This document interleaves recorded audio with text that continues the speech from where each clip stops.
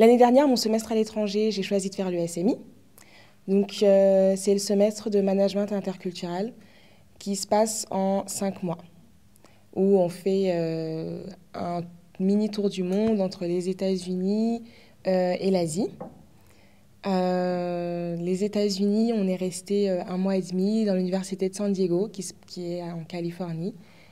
Et c'était juste super, super impressionnant de voir à quel point le campus était grand. Au niveau de l'hébergement aux États-Unis, on était dans le campus. Donc on était dans des appartements et c'était dans un endroit où il y avait plusieurs appartements par étage. C'était super intéressant de vivre avec les étrangers qui venaient vivre et étudier aux États-Unis et les Américains. Donc c'était la manière rapide pour nous de faire facilement connaissance, de parler anglais et donc d'améliorer notre langue. À Pékin, on était logé dans un hôtel, donc ça a duré qu'une semaine. Donc c'est là où on avait les conférences, dans l'hôtel on avait les conférences, dans l'hôtel on avait les repas, etc. À Shanghai, on était sur le campus aussi, mais on était en fait dans un hôtel qui était situé dans le campus.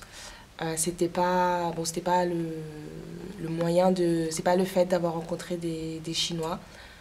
Et ensuite, à Hanoï, on était dans un hôtel.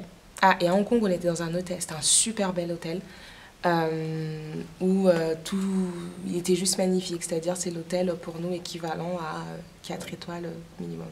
Ça valait le coup d'y être. En Chine, ce qui m'a le plus marqué, ou plus, ça dépend des gens, c'est que j'étais vraiment considérée comme une star. Ouais, parce qu'effectivement, j'étais prise en photo tout le temps à chaque fois que je sortais. On va compter, on va dire à peu près 25 photos par moment où je sortais. C'est vrai que les Chinois, ils y passaient, ils avaient l'impression qu'ils n'avaient jamais vu une personne de peau noire. Donc voilà, c'est-à-dire que je passais et que je voyais forcément un monsieur qui me disait bonjour, est-ce que je peux vous prendre en photo avec ma femme?